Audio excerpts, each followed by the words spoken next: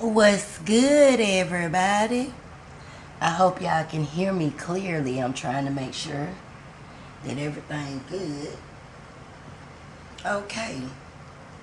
I'm so sorry that I have been putting this show off. Y'all know I've been going through a few little things behind the scenes, dealing with some stuff. And today I just really had to just fall back and get a little bit of rest. But let me tell y'all why I chose to do this show. The situation that I'm in and what I'm dealing with. And it's a lot of people in the world that's dealing with this right now. Fraudulent ass religions, fake ass gypsies, because these are not these are not tarot readers. They're Tarooten readers slash gypsies. Because gypsies were the type of people that would use things in the wrong manner. Whether it was reading your palm, pulling cards, acting like they seers. A gypsy is kind of like Miss Cleo. I'ma just say it is a Miss Cleo. And we got a lot of these motherfuckers running around here. The pastors and the deacons. If we look at this shit, when we look at Christianity and the bishops, all this old shit, and Catholic organizations, whatever. It's always the Pope and shit that's raping and molesting these children or doing certain shit. And it's always thrown up under the rug. You look at these pastors and deacons, they are always touching on children, having all type of sexual activities inside of the church, marrying for money, doing scams and schemes. They go from small time local pimps to big mega church pastors. And it's a lot of these women that's the same way, because we can't overlook that. It's a lot of women who realize that these big mega churches and falsified religions is a money grab. So they have also gravitated towards that shit. When we talking about the Muslims and these black Muslims, they loose. The Nation of Islam and all of this shit, they fake, they frauds. Out of all of these years that these motherfuckers has been in existence, I have never seen anything that they have did for what they consider to be the so-called black man. They have always been in bed with the white man. They have always had side contracts and dealings with the white woman, even marriages. Shout out to Farrakhan and his other side of the family. He always have thought that light, bright, damn near white was right. But I don't think the Muslims who call themselves black Muslims was paying attention to that. The more I study the black Muslims in the Nation of Islam, a lot of them, and this is not all of them, but a lot of them only joined the organization when they ended up getting prison sentences.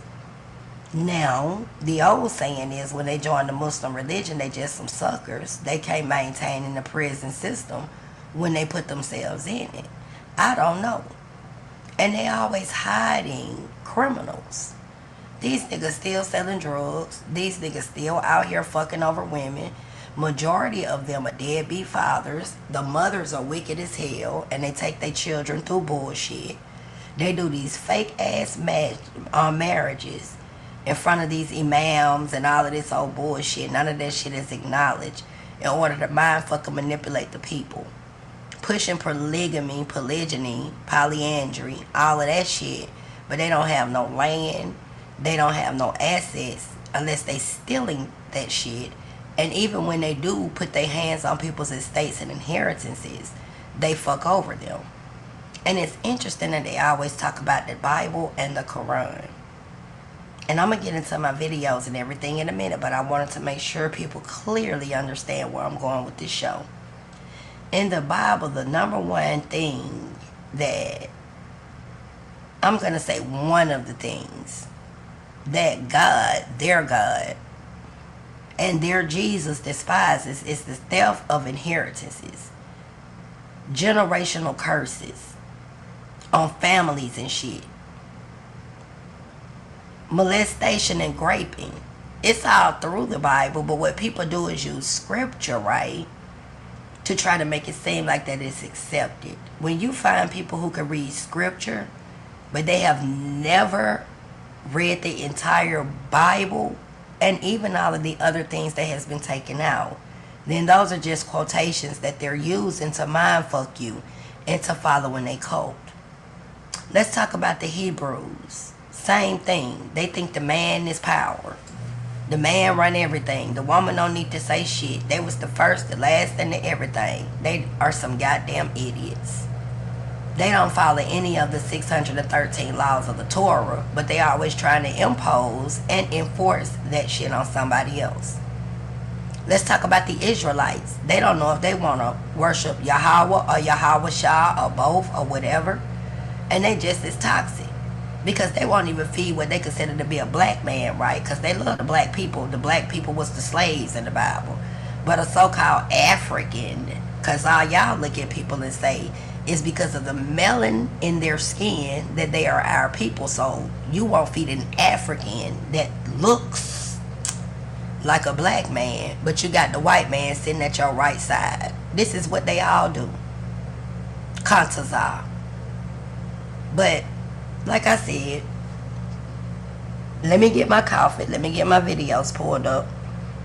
If one of my family members happen to come in the building, can you please drop the copyright? I appreciate you all seeing through my little introduction. We finna get into it.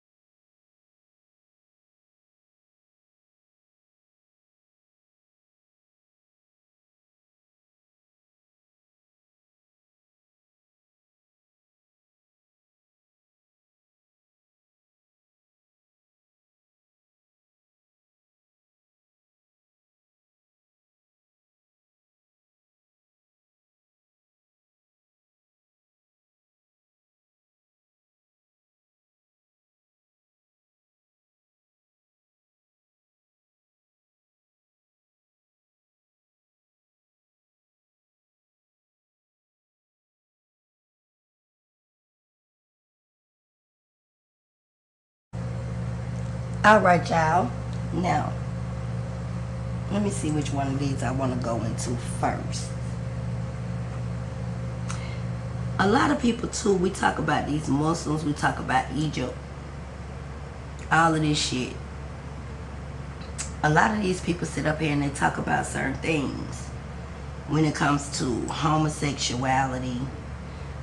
I've had a lot of people to challenge my information about where it started from. It wasn't men that started it, it was the women. It didn't have nothing to do with Egypt. You know, just a whole lot of other shit. So we're gonna go back down memory lane, because see, when we talking about religions and how this shit started and stuff, a lot of these people just converts. You hear a lot of women and men are these fake activists. Let me say that, the fake activists. They always want to talk about and romanticize the transatlantic slave trade. People who really understand that, they break that shit down and make you realize it was just a triangular sector. I'm trying to figure out, you know, when they said, well, they was on the boat and they was going through this and that and it was harsh and we had chattel slavery. But when we go all the way back and we look at the Arabic slave trade, they never talk about East Africa. All these niggas always talk about they from, oh yeah, I'm from West Africa. Yeah, me in West Africa. I'm from South Africa. They do all this bullshit, but the West Africans, majority of them was sellouts.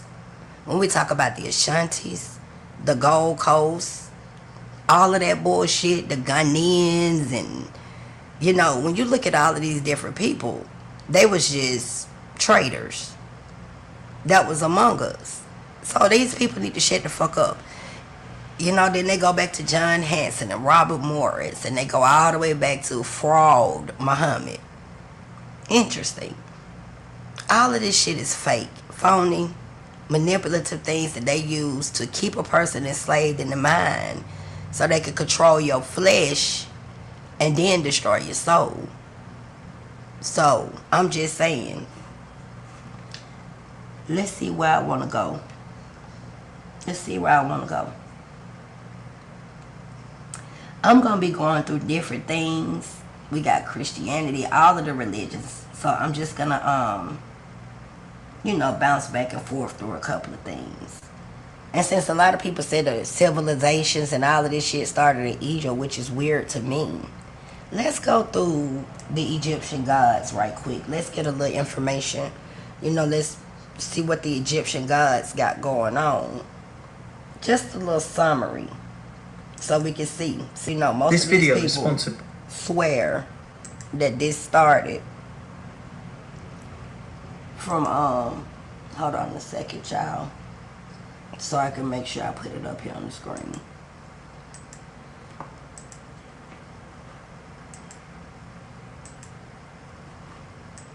Civilization started in Egypt. Fuck Kush. Fuck Akebalon. Fuck Mesopotamia. It's plenty more. And there was actually villages in those places. For anybody, before I start this video, wait a minute, because I thought I pulled it up. Hold on, y'all.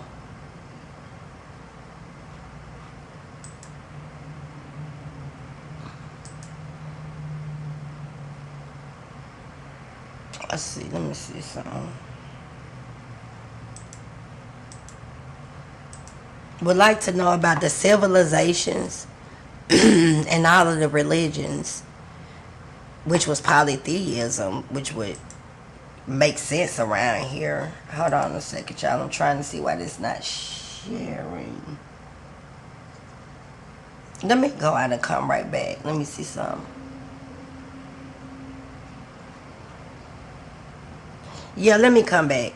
I'll be right back, y'all, because the internet been messing up. It's raining down here. Let me go outside so I can pull this video up. Remember, I stopped at polytheism. I'll be right back.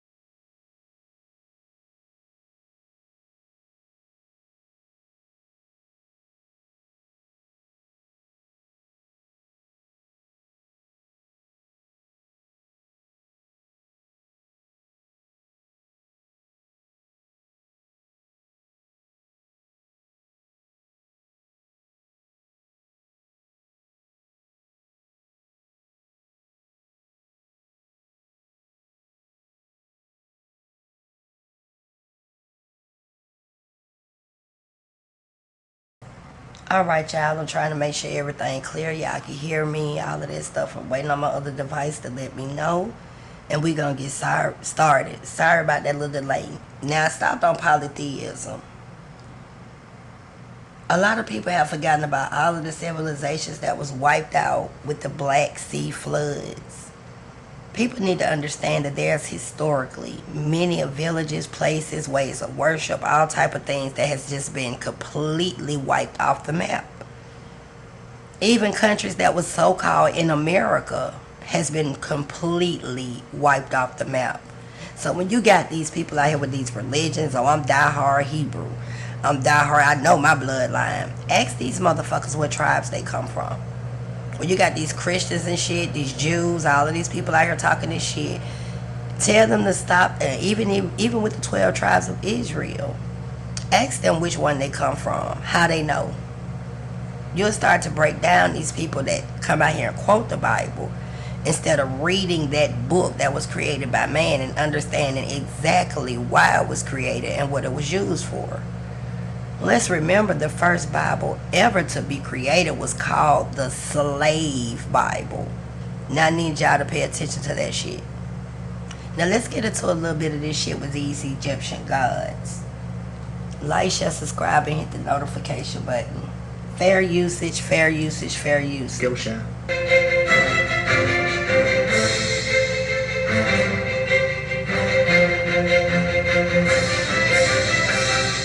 And I hope I don't get flagged for this shit.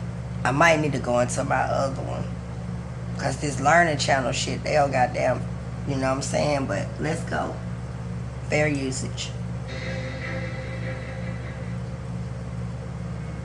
At the beginning of time, there was only Nyun, the primeval waters of chaos. Then, in a great flood, the sun god Atum rose from the water and willed himself into creation. Atum then... Now, I don't mean to just stop it so soon. The first god that was created in Egypt was called Chaos. The first god, now I want y'all to pay attention to that shit. Chaos. Let's go. Created air, a son he named Shu, and moisture, a daughter he named Tefnut. They were the first divine pair and soon had children of their own, the earth named Geb and the sky called Nut. The second divine pair then had 4 children of their own, Osiris, Isis, Seth, and Nephthys, completing the group. Fair usage, y'all. 9 primeval gods known as the Aeneid. Osiris then married his sister Isis, and the two ruled over Egypt together in an So Osiris married his sister. I want y'all to pay attention to this because you got people like Jabari, all these different individuals right here say they from Egypt. Well, if y'all Egyptians, let's talk. How did y'all civilizations and all of this shit start off of incest? But they said this is the beginning of time, so let's go. Fair usage. Unprecedented time of peace and prosperity. However, their jealous brother Seth desired the throne for himself and murdered Osiris, dismembering. Now I got a question. When you talk about Seth, Seth is also mentioned in scripture, right? How is it that over here in the laws of Mayat and in Egyptology, Seth is the son over here? And Seth is the son also in the Christian Bible. Seth is mentioned in Genesis 6. He's the one that actually started worship. But according to this, Seth was a jealous brother and branching himself off away from the Egyptology. But I don't know. Let's go. Let's continue. Fair usage. Body and scattering the parts across the land. Isis then searched for the pieces of her husband's body, and with the help of her sister Nephthys, was eventually able to collect them. With the help of the scholar god Thoth and the funerary god Anubis, Isis was able to reconstruct Osiris, creating the first mummy. Now listen to this shit. Y'all heard them say she went and got help from Anubis. Now, when we talking about Egypt, we all know Nubia was a separate, separate area. But she went and got help from Anubis. Look at the weird ass rituals. She got all of her husband's pieces and put him back together. Let's go back. Look at this shit. We got to go back.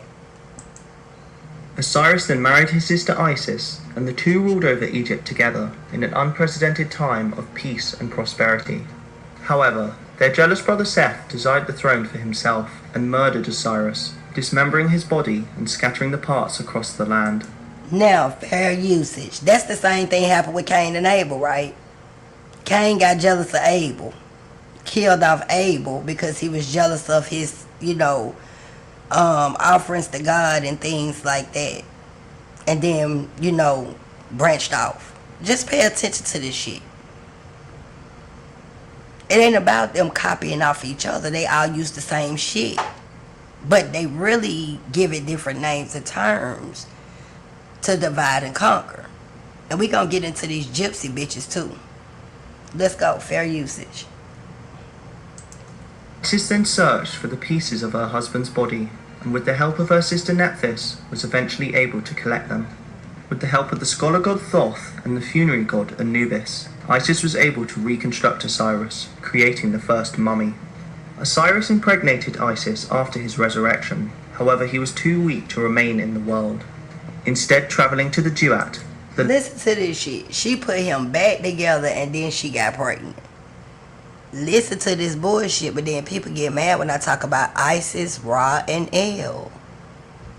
Pay attention. If they talking about Egypt and the laws of Ma'at, why is Israel, the land and all of that shit, the 12 tribes of Israel, God and all that in the Bible? Why they ain't over there talking about Osiris? They over there talking about God and Jesus. But if they the 12 tribes of Israel, then isn't this what Isis, Ra, and El started with Egyptians? Maybe I'm confused. Let's go. Fair usage. and of the dead, where he became lord. Seth then took the throne for himself, forcing Isis to flee and give birth to her son Horus in hiding. She raised Horus until he was an adult and able to challenge his uncle Seth for the throne. After a violent contest, the case was settled in a divine legal trial hosted by the Aeneid. Acting as judge was Geb, god of the earth, who ruled in favour of Horus, who then took his rightful place as king of Egypt. Future pharaohs claimed descent from Horus, with it being this divine ancestry that gave them the right to rule.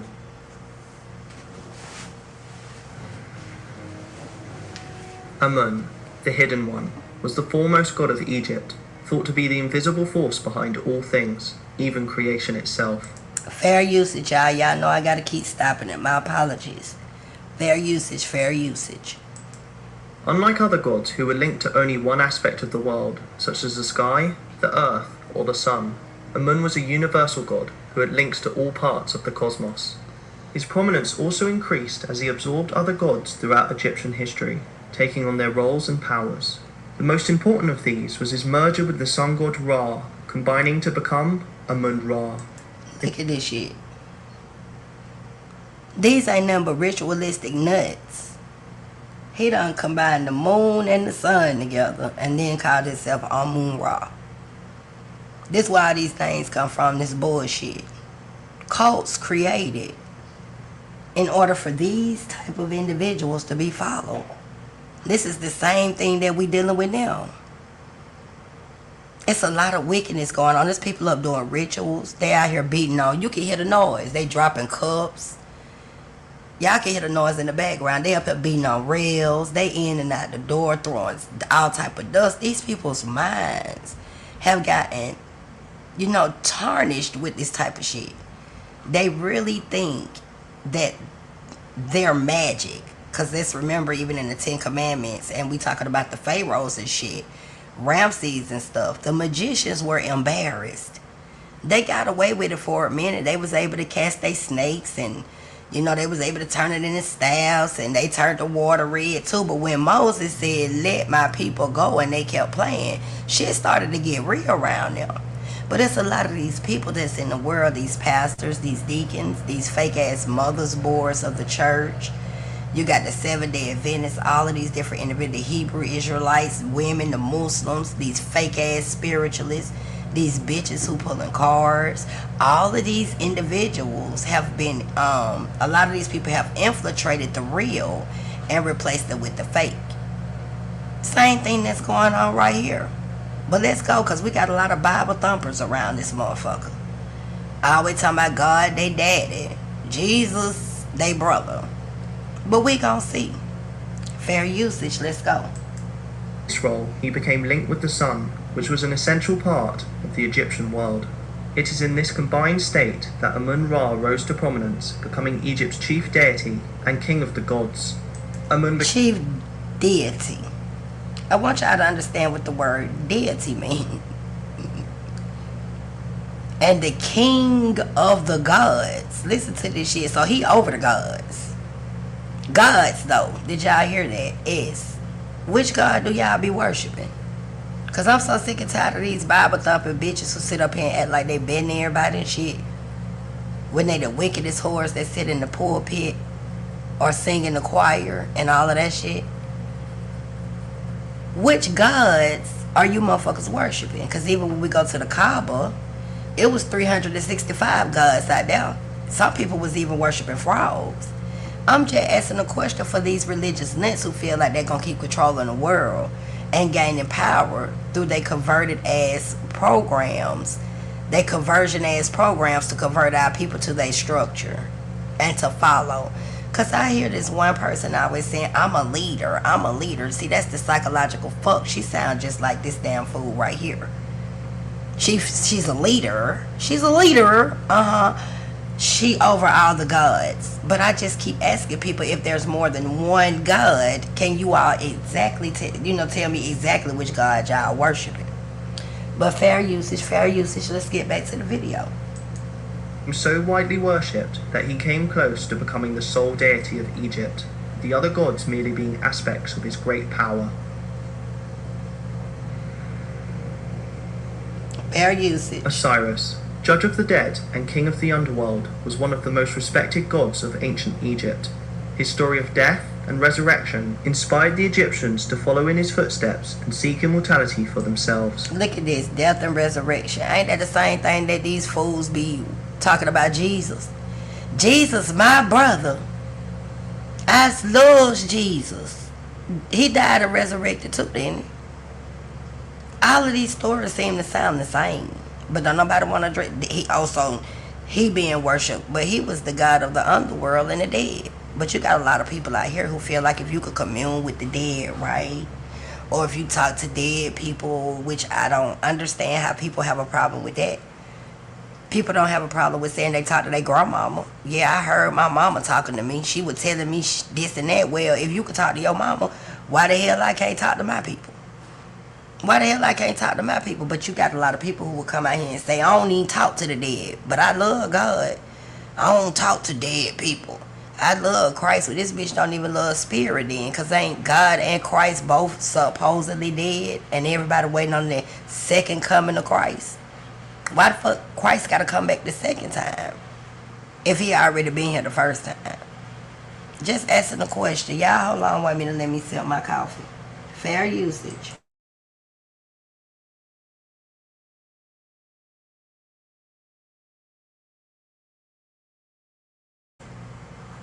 Let's go. The elaborate tombs and burial rituals found in ancient Egypt were all built in search of this goal, with the funerary burial rituals. Because this all it was rituals. We're going to get more into that with the metanetter. These people be talking about they can't decipher the metanetter. Why? Because you know the wickedness of what was going on in Egypt. The slavery. Turning people into eunuchs. All of this shit. It will be exposed. Because that's all it is. Spells. It ain't shit to decipher. When you look at the symbolic message in those drawings on those damn pyramids. But let's go, because the Egyptians didn't build the pyramids. Fair usage.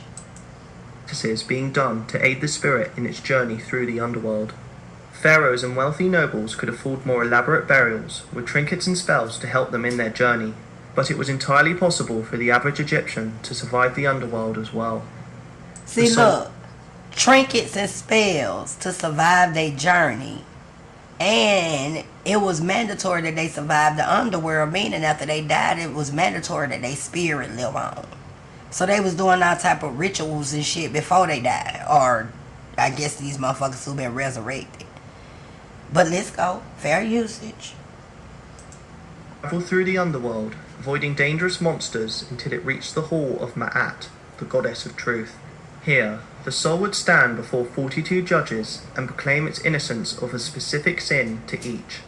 After this, the soul would have its heart weighed on a scale by the gods Anubis and Thoth, the pure... But look, the god of Anubis and Thoth, and then they stood in front of 42, and they each got a law from Ma'at. Look at this shit. to get the laws of Maya. The God. Interesting. Kind of like Moses standing in front of the burning bush to get the 10 Commandments. We're going to continue though. Topic for another discussion. Let's go. Heart, the lighter it would be. If it rose above the weight of the feather of truth that was placed on the other scale, then the soul would pass the trial, and Osiris would evaluate its worthiness to pass into the afterlife. If it was heavier, however, then the monster Amit would come and devour the heart, erasing the soul from existence. So, the monster would just be Satan. The devil over in Christianity. Just saying. It's the same shit. This motherfucker trying to make it over into the underworld. I know I'm hurting a lot of people because, see, this is where all this Muslim shit come from. This is why I'm going all the way back to this. Islam invaded all type of villages and imposed their teachings on people. But this is the results of a lot of it. We're going to get more into the laws of Mayat because they always talk about kinetic science and all of that shit. But do they ever really get into what are the religions or the cultures or the followings of these type of individuals? See, they can group them all up in one name and one title. I mean, they've been doing that for years because we know black and white don't even exist. But what was the underlining teachings with this Greekology and all of this bullshit that they imposing on our people, but they blindfolded? But let's go. Let's get back into the video. Fair usage. Fair usage. Egypt's most important goddess, Isis, was so beloved that her worship practically eclipsed that of her husband, Osiris. As mother of Horus, the god who represented kingship, she was thought of as the mother of the pharaoh, with each pharaoh thought to be under her protection. It kind of sounds like the story of Mary and Jesus, right? Because a lot of folk worship the Virgin Mary. That's where Catholicism comes in at. And then they got beads and all type of shit that they use over there and they worship. But let's continue because a lot of Catholicism, and when you talk about Santeria and, you know, all of this different shit, this is where a lot of this E.F.I, these fake ass E.F.I bitches come from. That's going to coincide with a lot of these hoes who up here pulling these phony ass tarot card readings. This is how we going to be able to distinct the gypsies from the real readers and psychics. But let's go back to the video. Y'all know I gotta stop it because I don't have the copyright. Magic was invoked by ordinary people, greatly aiding her popularity, and she was thought to use magic to protect the entire kingdom from its enemies. Her magic was so strong that she even used it to challenge the mighty sun god Ra. She created a snake to bite him, only healing him of its venom when he revealed his true name to her. Look at this shit. This sounds like the story of Eve with the snake in the Garden of Eden.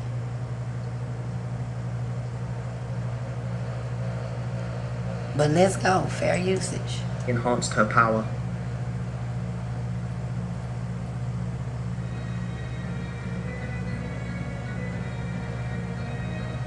Son of Isis and Osiris and god of kingship, Horus took an important place in the pantheon of gods. As the mythological rightful king of Egypt, each pharaoh was thought to embody Horus during life and his father Osiris during death. Horus was also considered to be lord of the sky, imagined as a great cosmic falcon whose right eye was the sun and left eye was the moon. Fair usage, lord of the sky. So I guess he's supposed to be God. The lord of the sky. Let's pay attention. Let's keep going, y'all. I know I have to keep stopping it, but, you know, I gotta make sure I get this, you know, get this done right. And I don't have the copyright, so let's go. Fair usage. One sweep of his wings, producing the winds.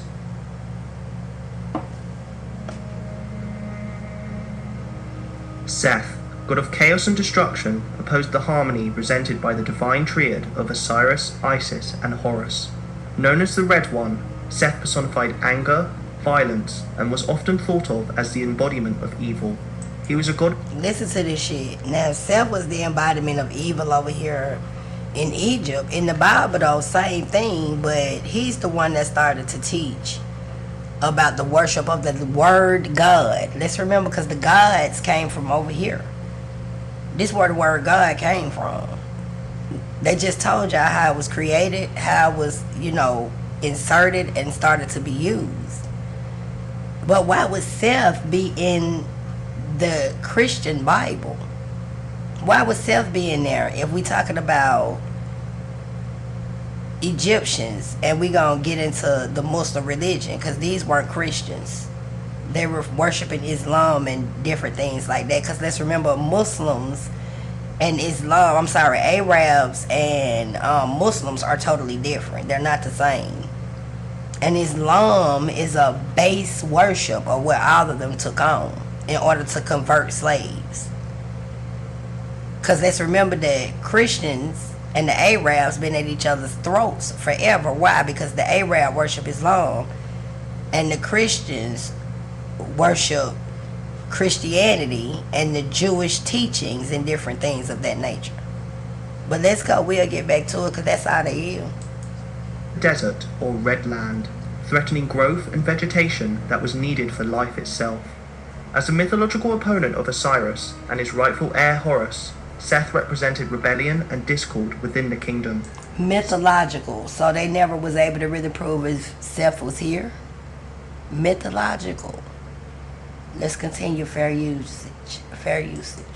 The sought to express himself in the world through crime, disease, civil unrest, and foreign invasion. Despite all this, Seth played an important role in the nightly journey of the sun god Ra through the underworld. Every night, Seth would travel with Ra in his bark until the serpent Apophis, Ra's mortal enemy, attacked.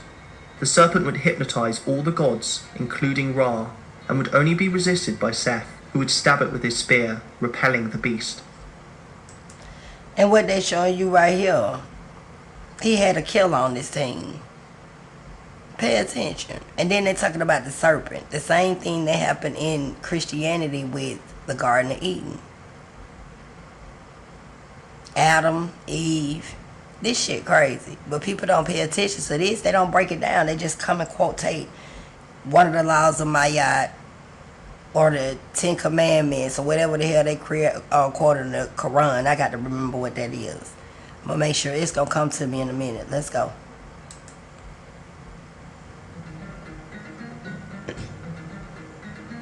Arguably the most important deities of Egyptian mythology were the sun gods. Foremost of these gods was Ra, whose body was thought to be the sun itself. Ra was thought to have created man from his tears which fell to the earth.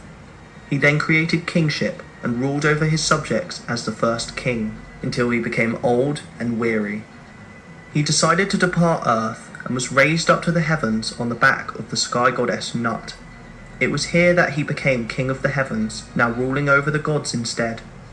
It was thought that the scarab god, Khepri, represented the morning sun as he pushed the solar disk from the horizon to the sky, in the same way scarab beetles roll balls of mud along the ground.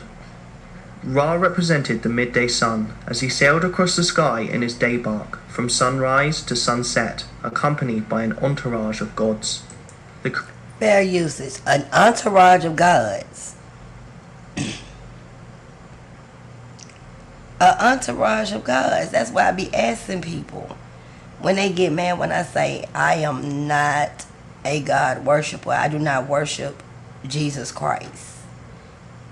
Because I don't worship Allah. You know why? Because even in the Bible it tells you that's the God of Israel. I'm not from Israel. I'm not from the 12 tribes of Israel. Even when you're looking at the Quran, they tell you Allah is for Muhammad. I'm not from the lineage of Muhammad. It's like people need to understand if that's their gods, how the fuck you gonna get mad because people like us don't want to worship your gods? But let's go, because he had an entourage of gods with him. Boy, damn. I thought it was only one god, but let's go. Creator god, Atum, was then thought to represent the setting sun each day. At nightfall, Ra entered the underworld on his evening bark and fought off his nemesis, the giant serpent Apophis, with the help of the gods travelling with him. Ra was rejuvenated on his nightly trip and was reborn anew each day at dawn to repeat the process all over again. Fair usage. As a manifestation of his power, several goddesses acted as the eyes of Ra. These goddesses were some of the strongest deities in Egyptian mythology, crushing the enemies of the sun god with their immense power. Because Now I want to say this. They said the goddesses acted as the eyes of Ra.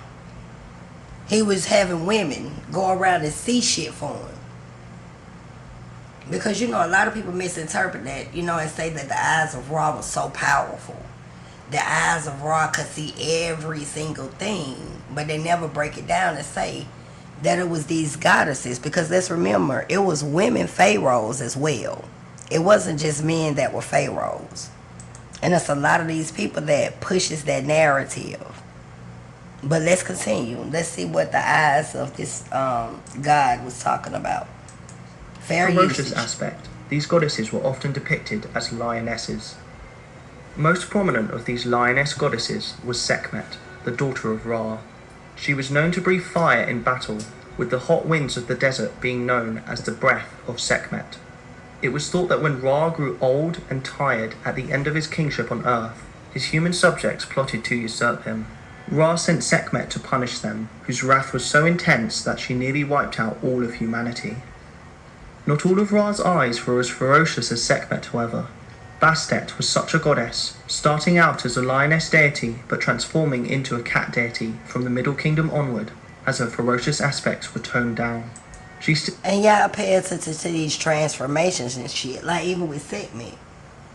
And we gonna get further into her, cause it was a whole lot of wickedness. That's why I said when these people be taking on these names and titles in the community, be careful, because a lot of times they don't study these individuals, or sometimes they do, because that's the resurrection of their gods, and it's like rituals. They take on these different names, Amun Ra and Sekhmet and all of this shit, and then these motherfuckers get together and they really have deciphered the metanetter, because they're imposing all of the rituals and all of the fuckery on our people by even saying that this was one of the so-called first civilizations, when this wasn't a civilization. It wasn't shit civil about Egypt. And everything that Egyptians got, all the way started from the Ottoman Empire, was stolen. So we're not going to keep playing this damn game either. Let's go. Fair usage, fair usage. Hey, Nisa. Hey, boo. Fought for Ra, helping battle his eternal foe Apophis, but was also a protective deity, watching over women during pregnancy and acting as a nurse to the pharaoh. Some of the eyes took the form of a cow, symbolizing their procreative role. Look at this shit. They was worshiping every damn thing. Cows, frogs, trees, because when you really look at the message that this is given, the universe and everything in it is what's to be worshipped. Not no damn gods. The gods was even worshiping the shit that we supposed to be worshiping. Pay attention. The gods going and taking on the mind of a cow, or the eye of a cow, the eye of the cats and shit. They trying to merge themselves into natural things in order to have power. We gonna start seeing when the worship of these gods came. Like we said, Seth started a lot of shit, but we still got to get into the kings as well. Let's go. Which is just known as pharaohs during their time. Fair usage. Goddess Hathor was the goddess of women and motherhood, and was strongly connected with female sexuality. She was thought to watch over conception and childbirth. She was sometimes depicted as either the mother or wife of Horus, the god of kingship. Thus the pharaoh was called the son of Hathor, and queens were associated with the goddess. She was also linked to the afterlife, with women eager to assimilate with her after death, in the same way men wish to assimilate with Osiris. Now listen to this. We have a lot of Christians and everybody, all of these religions, that talk that shit about they don't talk to the dead. But how they don't talk to the dead when they still be calling on Moses? When they still calling on Mark, Matthew, and John? When they still talking about Jesus? How fuck they gonna sit up and talk about everybody else who actually talked to their dead ancestors? Somebody better get me. I'm talking about I can't talk to my big mama. I can't sit here and talk to my daddy. I'm crazy as hell. But these bitches can talk to Jesus. They can talk to God. And yes, I'm going in today because this show is being done about the frauds and the fakes in these cults and religions. If you're too sensitive or you too in these books where you don't want to hear the truth, I'm going to give you time to go on and remove yourself from my chat. Because that's another thing that has brainwashed our people. They have become idol worshipers so much to the point where they can't see past the bullshit. What am I saying wrong? I ain't saying nothing wrong. And it's like all of these religious nuts. It's so combative. They come around and do so much. They're supposed to be so of God and this and that, but they are wicked. And we got to stop overlooking that. We got to quit thinking just because these people wear dashikis and, you know, they put their hats and their fur coats on and they got the Cadillac and, you know, they gators is clean, that they give a fuck about us as a people. But let's continue. Fair usage. Y'all know I have to get my commentary with this. Neith was another Eye of Ra who took the form of a cow. In some accounts, she predates creation itself and was the creator of Ra, his enemy Apophis, and of mankind itself. She therefore embodied a maternal figure for both gods and humans. She was the mother of the crocodile god Sobek and was thought to care for all the crocodiles of Egypt. Her maternal side was contrasted with her warlike role, where she was said to be a master archer. This association with weaponry led the Greeks to associate her with their own goddess of... Hold up. Did y'all just hear that? The Greeks. Where my people at? The Greeks. So this Greekology, like I told everybody. So when people get mad at me when I say I'm not an Egyptian, I mean just the fuck that. I'm not an Egyptian. I'm not a Greekologist. See, you have to get all the way down to the bottom of this shit. You see what I'm saying? But let's continue. Greek gods. Let's go. warfare, Athena. Fair usage. Fair usage. Ptah was the god of craftsmen and the patron of the great city of Memphis, which was the first capital of Egypt after its unification around 3000 BCE. It was the view in Memphis that Ptah was responsible for creation, with him creating the world through thought and creative words. He was believed to be the sculptor of the earth, forming the planet and much on it on his potter's wheel. It was Ptah that created the arts and crafts, who then shared his gifts with humanity. So let's stop right there. Because this is why a lot of our minds fucked up. They started making all these statues and, you know, sphinx, all this shit, you know what I'm saying? They started creating images of, you know, they gods. And this is where you looking at all this stuff where you talking about the gold gods and the statues and shit. And this is all, you know, when they start moving around, pushing these narratives to people. Every one of they gods decided we going to just make an image. We're going to go and put some clay and shit together. We're going to use our arts and crafts and we're going to spread this out. But see, this is a lie as well, because arts and crafts, all of these different things was here even if we go all the way back to Mesopotamia. But there was different civilizations even before Mesopotamia, and I'm going to teach about those. Because like I said, they don't ever talk about the Black Sea floods. Anybody up here who talks about fucking religions, if they're not speaking about reading the codexes and they don't speak about the Black Sea floods, they just a cult that's trying to mind fuck the people. Let's go back to the video. Fair usage, fair usage. Anubis, god of embalming, watched over burials to ensure souls made their way through the afterlife. He watched over tombs and punished grave robbers who would desecrate the dead. He had a strong link to his father Osiris, whose body he wrapped after death, creating the first. Let's stop right here. So it's a lot of people say that you're not supposed to talk to the dead, but look at these folks. They would destroy people that come over there and mess with the dead. It was mandatory that the dead souls made it over into the other world, but that's the same thing Christians do. This is the same thing Muslims do. It's just termed differently. You got people today that say that they're religious or they God. I mean, they pastors and all of this. They true psychics and seers and shit. But the one thing that they should be able to deal with is their true souls and the afterlife. And there's a lot of them that just despises that. You're wicked. You evil when you deal with the afterlife.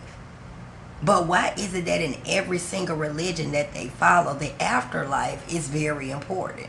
Because if it wasn't, these people right here wouldn't be practicing certain things to be able to still be connected to his father Osiris, right?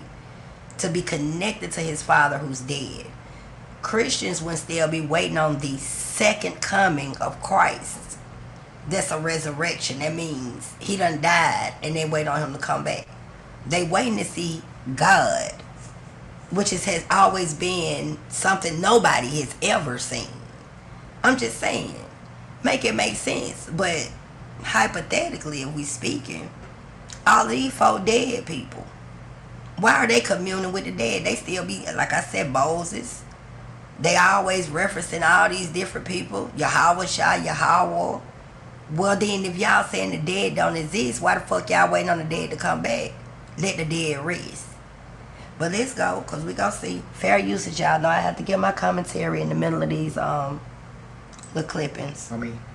He became god of the embalming practice, thought to watch over the embalming booths where priests would prepare a body for burial. The canopic jars which would hold important organs during the embalming process would sometimes be modelled after Anubis, although it became more common for them to feature the 4 sons of Horus, with each protecting one of the lungs, stomach, liver, or intestines.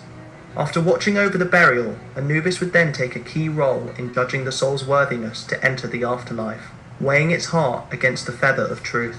Only if the soul passed would Anubis send the soul to Osiris for final judgment. Fair usage. Thoth was the god of writing and knowledge, along with balance and harmony. He was thought to have been born from the forehead of Seth after he had eaten the seed of Horus. Thoth was a moon god and was thought to have healed Horus's eye when Seth injured it in their battle for kingship, the mended eye now thought to represent the moon. Thoth invented the art of writing and became scribe of the gods, recording the divine words as well as recording the passage of time and the reigns of pharaohs. He watched over his sacred houses of life, which were libraries or centers of writing attached to temples.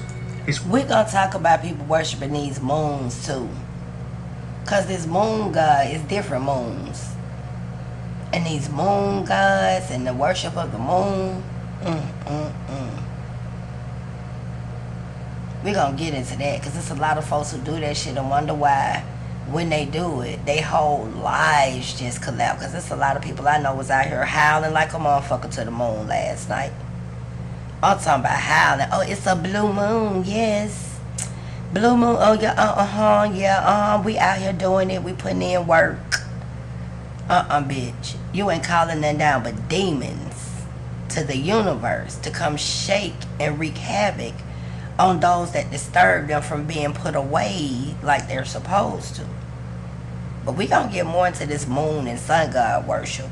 And that's what a lot of these sororities and a lot of these people in these colleges and all of this shit, you know, they try to throw all that stuff around and, you know, these little cults of religions and stuff like that. They all try to act like they so intellectual, so smart, so educated, so righteous, and they all so fucked up.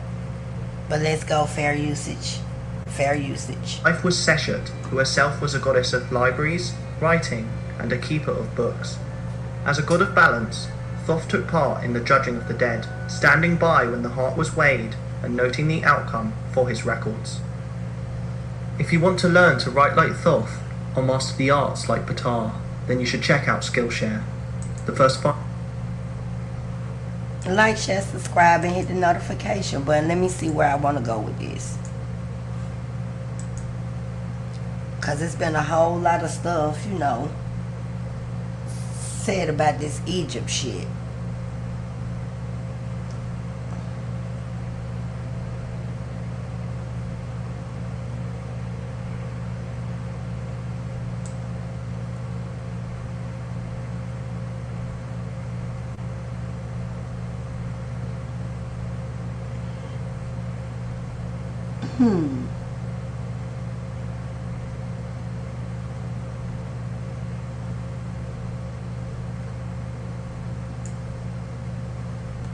Let's compare notes. Let's go here. Fair usage, fair usage, fair usage. Now, let me tell y'all what we finna get into. We finna get into the Mesopotamia God's family tree. The Mesopotamia God's family tree. This is going back before the civilization of Egypt. Let's see what they God's family tree is all about. Let's see if it's anything, any comparisons or anything like that. Because you know, they say the Christians copied off of the Egyptians. But the Egyptians is the first civilization. But is that true, or who did the Egyptians copy off of? But let's go. Let's get to the video. Fair Hi, usage. my name is Jack Rackham, and today I'm going to introduce you to the old gods. Older than the pharaohs of Egypt, older than the pantheon of Olympus, older than writing. The gods of Mesopotamia ruled when civilization was just beginning to take shape in the Fertile Crescent between the Tigris and Euphrates rivers. Their worship coincides with the birth of the wheel, irrigation, and written language over 5,000 years ago. But you might be surprised to learn that even if you've never before heard their names, some of their stories are eerily familiar. Fair usage, y'all. Fair usage. Let's get into it. For these Egyptians around here.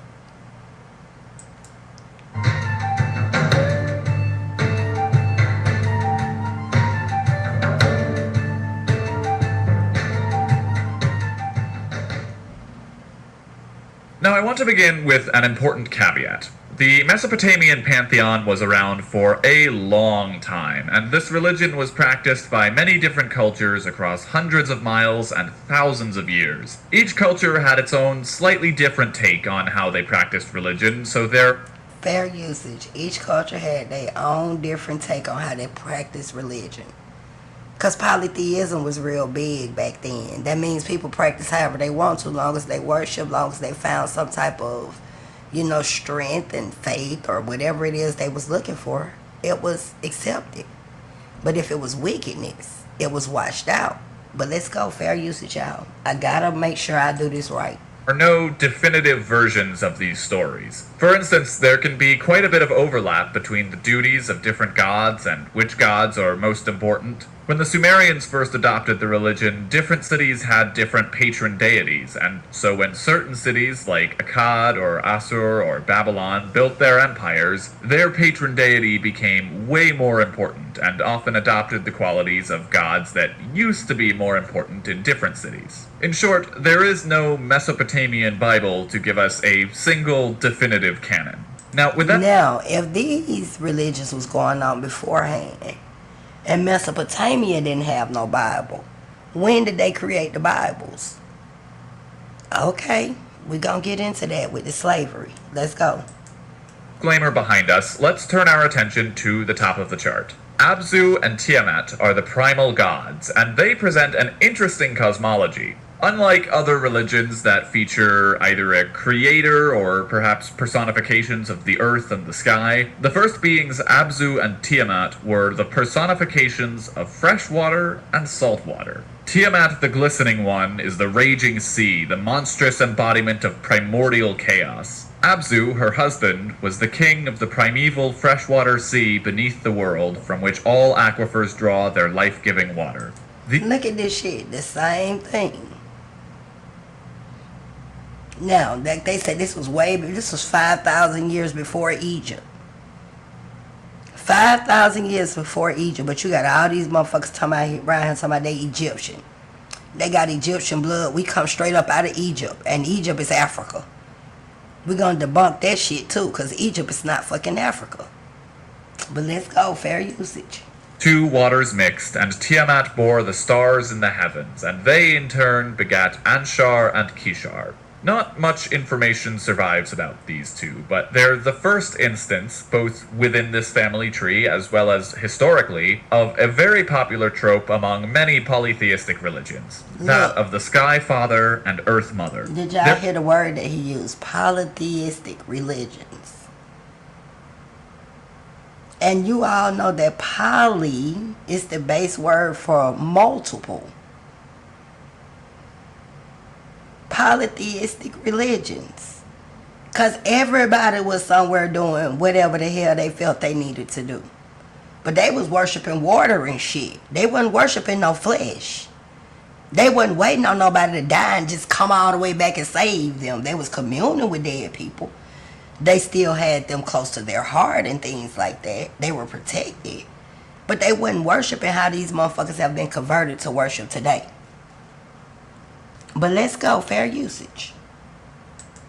Children, Anu and Ki, are another form of this same trope. Much like with the Greek Titans and Olympians, they fulfill the same role as their parents. Anu was the supreme god, but despite this, he was rarely worshipped and sort of fell into the background. His most important role in society, rather than being a god of the sky, was being sort of the god of divinity itself. He transferred divine authority to kings on earth and gods alike. His wife Ki has a couple of identities, having once been called Urash and later being supplanted by Antu, though they're all more or less the same person. She was goddess of the earth, and it was believed that the rain was Anu's seed, and that when the rain came down, the earth became pregnant, and Ki thereby gave birth to all things. Alongside the plants, Ki gave birth to the Anunnaki, who are sort of like the Olympians or the Aesir of Norse mythology. Their name means the ones who decree, because they were believed to hold the fates of humans in their hands. Now let me stop there, because a lot of people try to say that Anunnaki came from Egypt. It's a lot of people who speak about the Anunnaki, but they don't never really go back to Mesopotamia. They always try to sum it up with the Egyptian civilization. Because, see, the reason why I'm doing this is because we're going to debunk the Hebrews and all this shit. It's time to get rid of these people. It's time to get rid of these people. And if this was 5,000 years before Egypt, and the only time we hear about Hebrew Israelites is when we talk about the Exodus from Egypt. Where the fuck did they come from? Who are they? But let's continue, because I have a reason why I'm doing this shit tonight. Fair usage. Most important of the Anunnaki were the brothers Enlil and Enki. Enlil, in contrast to his father, was worshipped a lot. He was seen as the ultimate benevolent father figure, and was so holy that even certain other gods couldn't look upon him. He was responsible for the creation of civilization, and his temple was the anchor between heaven and earth. His wife was Ninlil, who was the Lady of the Wind, or Lady of the Open Field. When they met, Enlil seduced Ninlil by the riverside, and they conceived Nannar, god of the moon. Enlil was then sent to the underworld for his ritually impure relationship with Ninlil, but she follows him. Along the way, she encounters Enlil 3 more times, disguised as the gatekeeper of the city he's left, the river of the underworld, and the underworld's ferryman, an element of the Mesopotamian religion that would later find itself integrated into Greek mythology. Look, see? Excuse me. Integrated into Greek mythology, which is these damn Romans in Egypt and shit. Look at this shit. And the impure relationship that he had with her. What they were doing, mixing blood, or was it incest? I don't know. Let's continue. Fair usage. Ninlil is seduced and impregnated with a new deity, a god of canals, a god with a curious dual association with both the underworld as well as healing, and most importantly, the god of death, Nergal. Enlil is also important in the Mesopotamian flood myth, another point of similarity with later religions. Originally, the story went that there was a great flood, and Enlil rewarded the sole survivor, Utnapishtim, with immortality. But in later tellings, he was the cause of the flood himself. Now listen to that. That's the same thing. It's the Black Sea floods that they talking about. And it wiped out everything. Ain't that the same shit that happened with Noah? Where my people at? Ain't that the same shit that happened with the pharaohs? They got buried under the Red Sea and all of this shit. It's the water always flooding shit out. I'm just saying. Well, let's go. Let's listen to the floods. Y'all know I have to stop it. Fair usage, fair usage.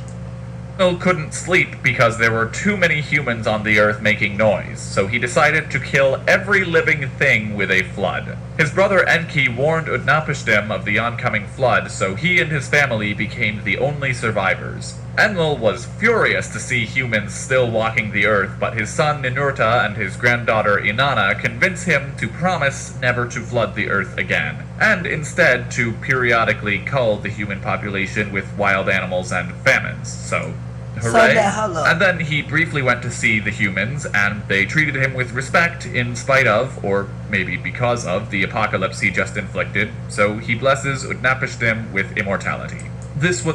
So stop right there. Now that's the same thing we have with Noah. So they saying that even after the flood, it was some other people who saved themselves just like Noah them did. I'm just saying, but we, this is the same thing that happened in Mesopotamia. Way before Egypt and all of this, 5,000 years before. Noah was pissed off because when he got back on earth, he was able to see. We're going to talk about Noah. We're talking about this God right here as well. That it was still other people out there, other civilizations. So the flood really was kind of, we're going to say for nothing. That's why they said they would never do it again. But how many times have they happened? We still have floods today. But let's go and let's continue to see what's going on. Very much an explanation myth more so than a moral fable. The other primary Anunnaki, Enki, is a god of creation, as well as a trickster, at times heroic, at times villainous, and other times just plain lazy. He's a trickster. That's like the devil. That's like Elegba and Obatala. All of this stuff is the same. Same thing as over there in Egyptology or the Greekology. Look at this shit. Everybody got a devil or a villain. Look out, fair usage. Figure in the creation of humanity. Once upon a time, Abzu was growing old and tired, but he was disturbed by the ruckus of the younger gods, and so he set out to destroy them. The gods found out about this, and Enki stepped forward as their point guard. He placed Abzu in a deep sleep and carried him deep underground. This begged the question, who would care for Abzu's primordial waters while he slept? So Enki dove deep down to the freshwater sea beneath the earth to rule Abzu's realm in his stead. Tiamat was not happy with their children usurping Abzu, so she transformed into a terrifying dragon in order to destroy the world herself. This time, Enki chooses to do nothing, because apparently putting one elder god to rest was as much as he could muster, so Enlil stepped up to slay the dragon. He tore her fair usage body apart, making the vault of the heavens with her ribs and the Milky Way with her tail. But of course, this shit, but that's the same thing they did. We'll talk about Lilith later. Let's go. She couldn't truly be killed, and so she carried on living in that disfigured form, and from her crying eyes sprang forth the rivers Tigris and Euphrates. Once again the question arose, without Tiamat, who would keep the cosmos working as intended? And this time, Enki came back with a clever solution. The gods would create servants from clay to tend to the earth. That's us. But Enki was also promiscuous and deceitful. In one very sordid tale, Enki has an affair with Ninhursag, a fertility goddess, but eventually she left him. Some years later, Enki is still lonely and missing his lost lover when who should appear but a beautiful young woman who looks just like her. Enki at once seduces her, not knowing that this woman was the daughter he had with Ninhursag. Well, look at this shit. But see what beauty get? That's why I said, look at this shit. This man done slept with his own daughter. But let's go, because it says big throughout all of this shit. Fair usage. She eventually leaves him, and time goes by, and Enki is again stewing in his loneliness when he meets another beautiful young maiden.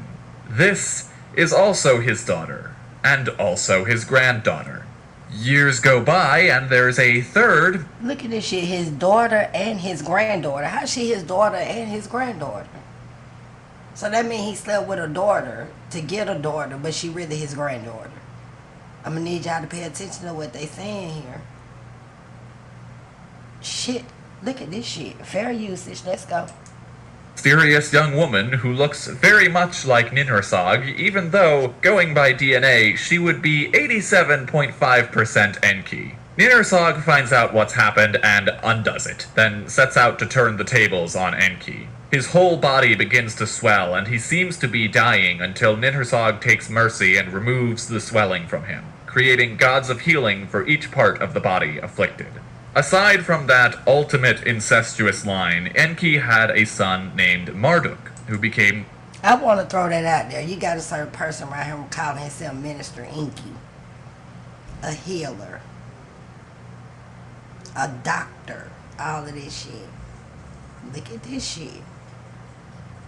See how these niggas be playing games? This is why I'm destroying all that stuff what they got over there going on.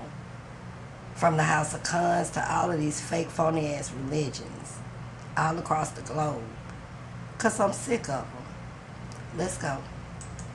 patron god of Babylon. He used to be a very minor god until the reign of Hammurabi, in which Babylon conquered much of the Fertile Crescent. Marduk then took on the roles and myths of Enki and Enlil. According to Babylonian tradition, it was Marduk who slayed Abzu and defeated Tiamat. He's also associated with the planet Jupiter, and so is sometimes seen as the equivalent to the Roman Jupiter, though the similarities are limited.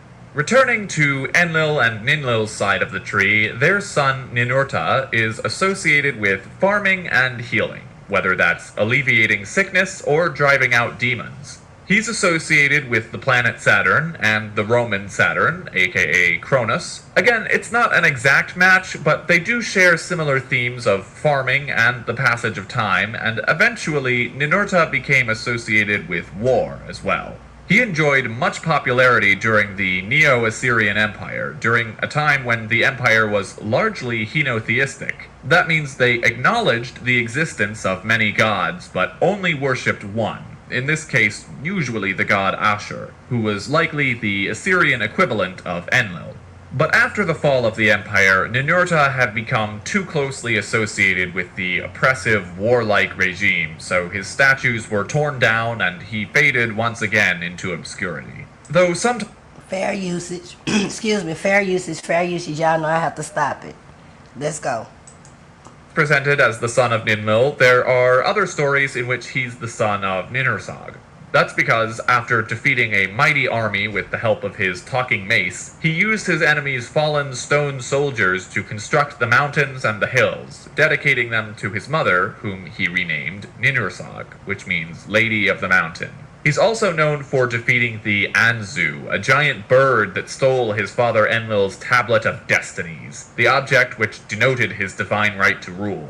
Ninurta shot the bird with arrows, but the tablet had the ability to turn back time, so the arrow's shaft turned to Cain, the flint heads returned to the quarry, and the feathers turned to birds. I find this particularly interesting, as most classical or medieval stories depicting any kind of time travel are almost always moving forward in time, and nearly anything about going backwards is much, much more recent. Ultimately, he summons a wind that rips the bird's wings off, and then he slits its throat, and in some versions he ends up desiring further glory and attempts to take over the world, but Enki defeats him with a giant turtle that nips at his ankles. Next, I had to stop it. I gotta stop it. Fair usage, y'all. Fair usage. Let's go. have Nanar, who's a little unique in being a moon god rather than a moon goddess. He's also named Sin, but not because he was evil, it just happens that was the name he took in the ancient Semitic polytheistic religion. He has a beard of lapis lazuli and rides a winged bull, but other than that, we don't know too much about him, because his time in the spotlight was when was the most powerful of the Sumerian city-states, which was around 2600 to 2400 BCE. However, the famous ziggurat of was dedicated to him, so he still has that distinguishment. Okay, now before we get to Gilgamesh and his mother, let's quickly run through the final generation of the Anunnaki. Nabu is the son of Marduk and is the god of wisdom, writing, and prophecies. He's associated with the planet Mercury and sometimes with the god Mercury, both being gods of wisdom and messages, though he shares some characteristics with Apollo as a giver of prophecies. Inanna, otherwise known as Ishtar, is a very important goddess, and the one about whom we have the most information, but to do justice to her would require an entire other video. Luckily, this video is being made in collaboration with Mythology with Mike, who's created an entire video all about her, so I'll just cover the basics. She was Fair usage. Fair usage, fair usage. Let's go. goddess of love and beauty, much like her Roman counterpart Venus, but also goddess of war, justice, and political power. And one day she was courted by two minor deities, one a shepherd and the other a farmer. She initially likes the farmer, but is persuaded to pick the shepherd because he can give her the better gifts, a setup similar to the story of Cain and Abel in the Bible. Anyway, that shepherd is Dumuzid, and they live happily ever after until Inanna decides to descend to the underworld, and finds herself trapped there like many who've come before her. Dumuzid fails to mourn her properly, so when Inanna eventually breaks out and returns to the overworld, the demons demand a replacement. Inanna sees what Dumuzid's been up to and offers him to be dragged down. But eventually she takes pity on him, and so she works out a deal where he'll spend half the year in the underworld and half on the surface, which explains seasons. And yes, for those keeping track at home, this is a likely inspiration for the myth of Persephone in Hades. Next is Inanna's twin brother Utu.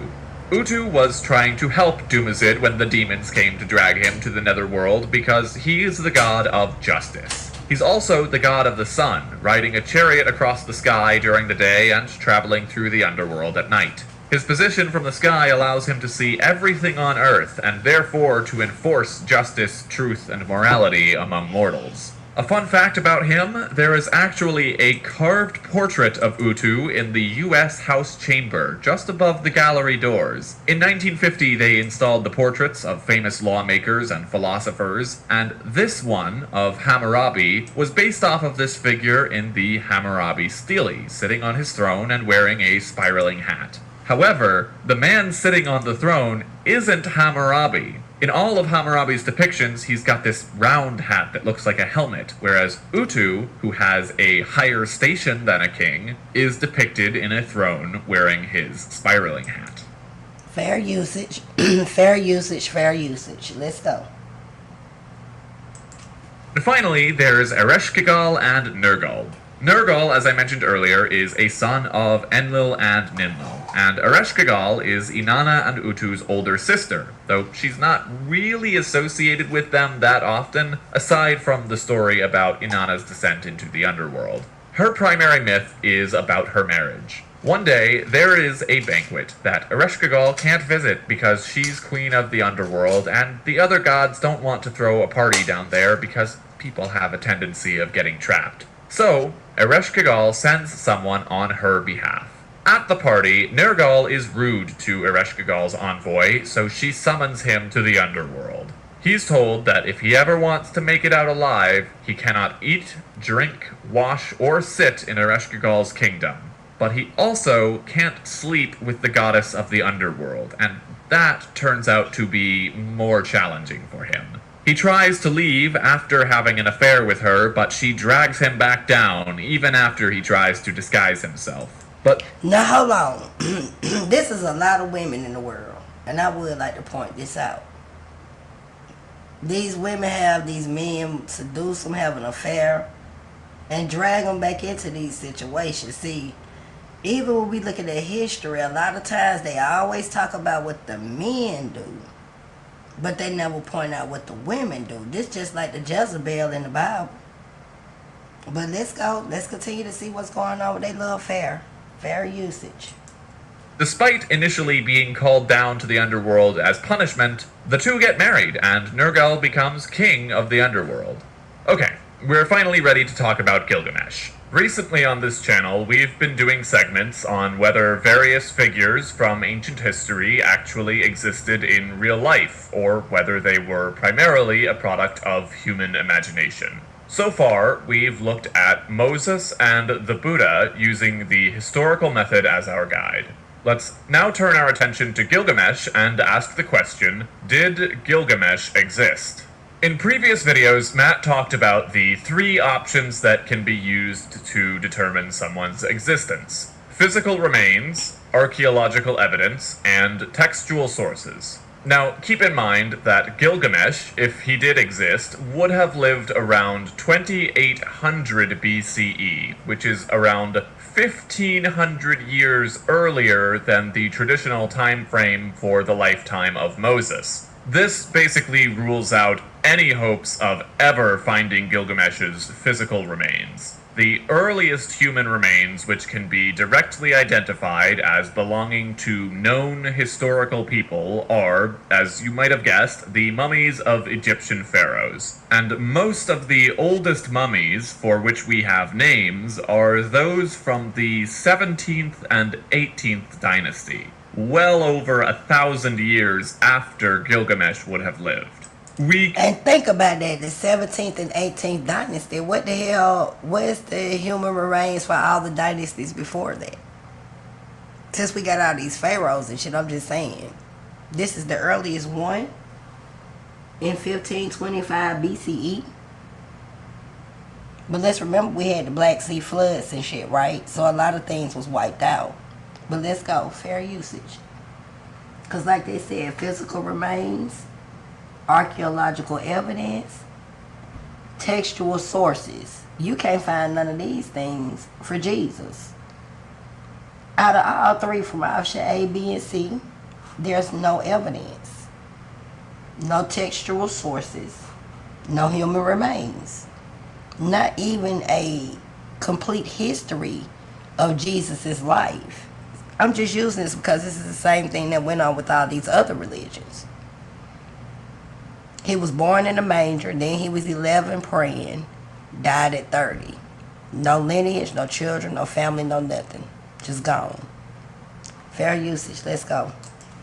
Also rule out textual sources. As Matt mentioned previously, humans really only started writing reliable history sometime after 600 BCE. Everything before this was written in the style of myth and legend, which always mixed in a heavy dose of fantasy with bits of real history.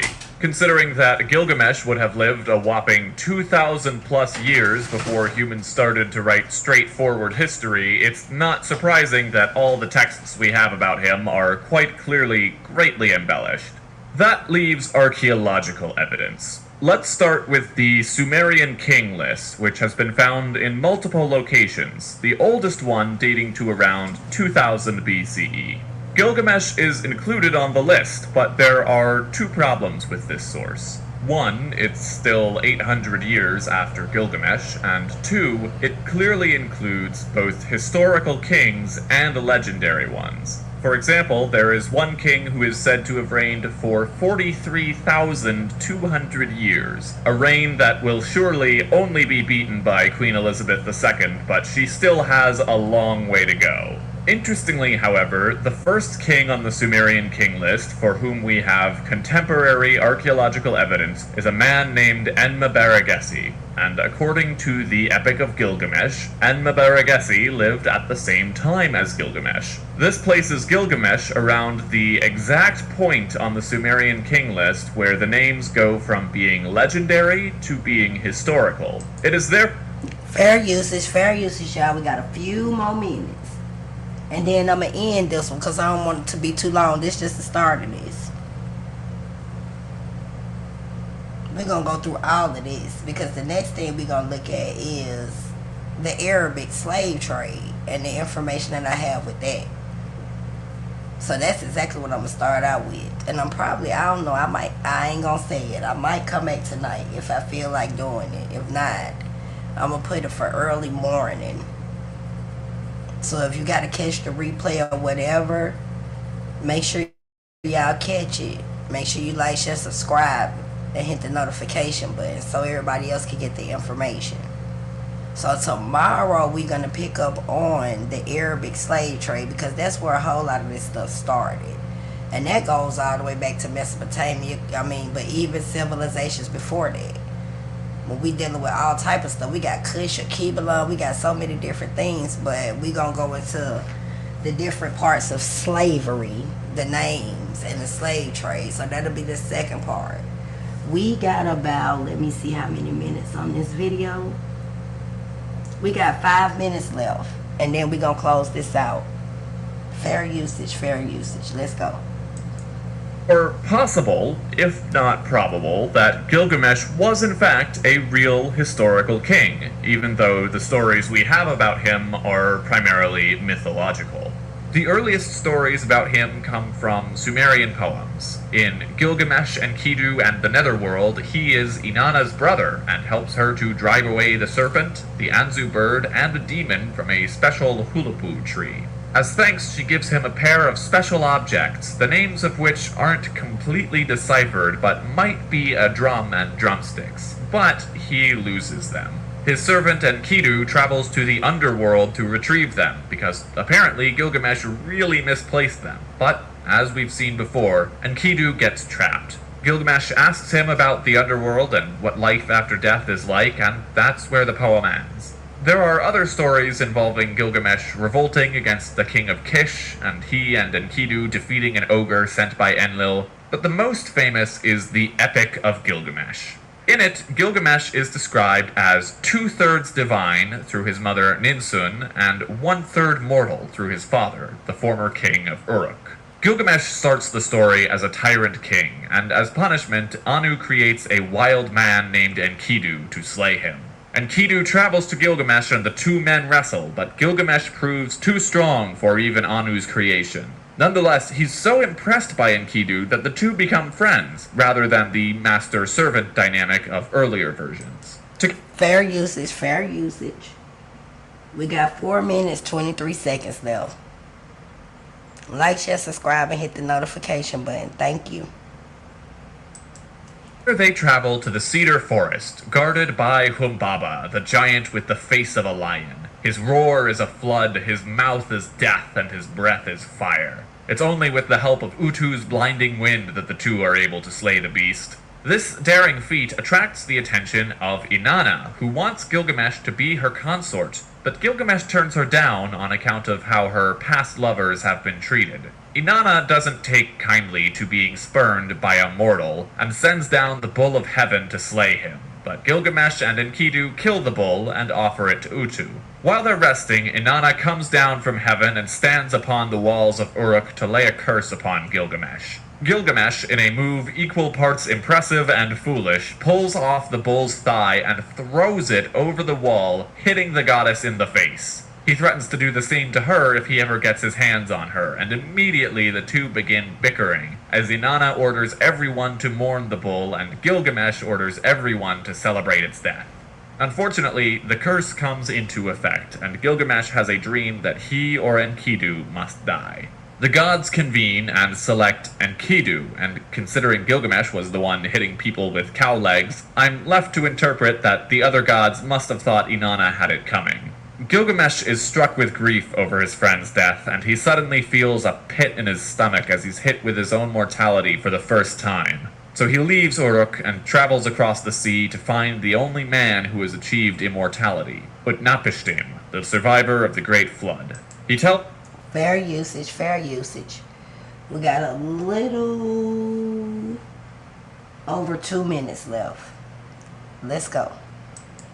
Gilgamesh that to avoid death he must first stop sleeping. Gilgamesh pushes himself to his physical limits, but ultimately he can't resist forever and falls into a deep sleep that lasts for 7 straight days. Utnapishtim tells him if he cannot defeat sleep, he cannot become truly immortal, but that eternal youth can still be his if he consumes a rare plant. Again, Gilgamesh sets out on a quest, but after finding the plant, the one secret to eternal youth, he leaves it unattended to take a swim, in which time a snake comes by and steals it, explaining the way in which snakes can shed their skin.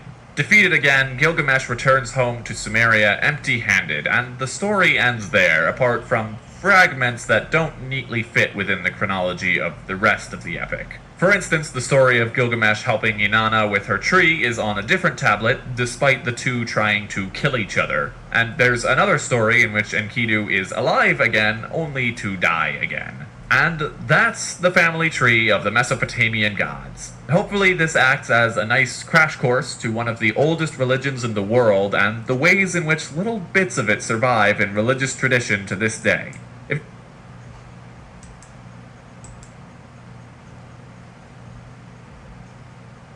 Y'all, it is so much stuff that I'm gonna cover. I'm doing this so it can lead up to where all of this stuff came from. It's all about everybody wants somebody to follow somebody.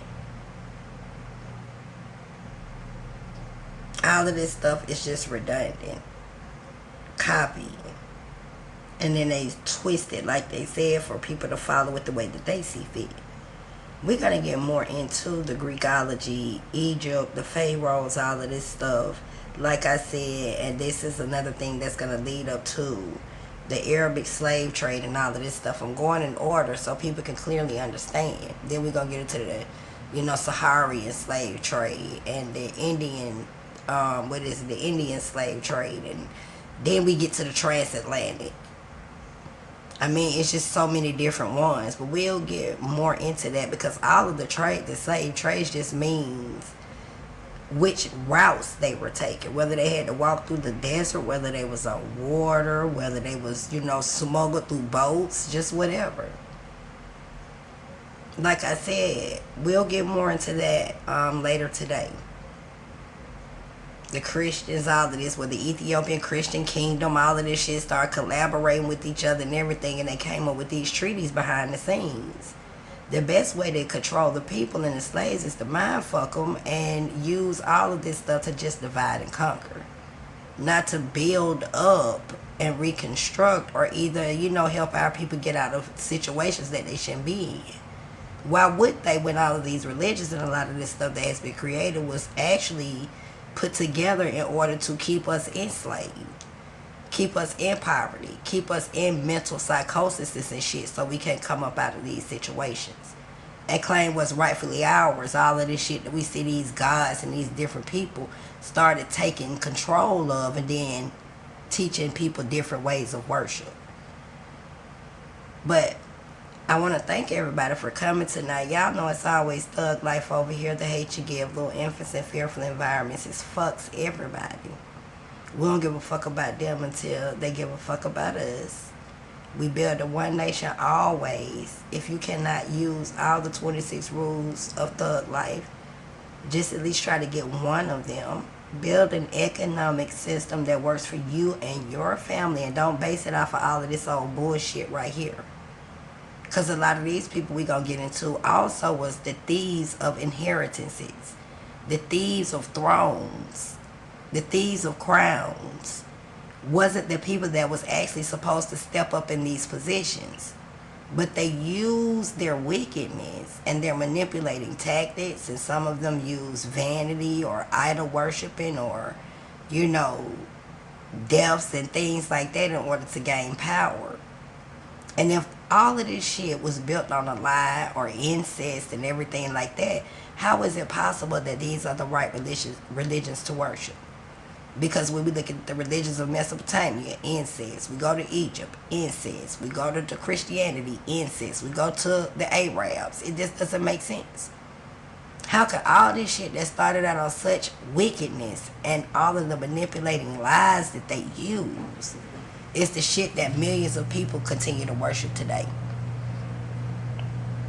And I just wanted to end with that. Power to all of the oppressed people. Thank you for all my family members who came over here always to support me. And I'll see you guys later today.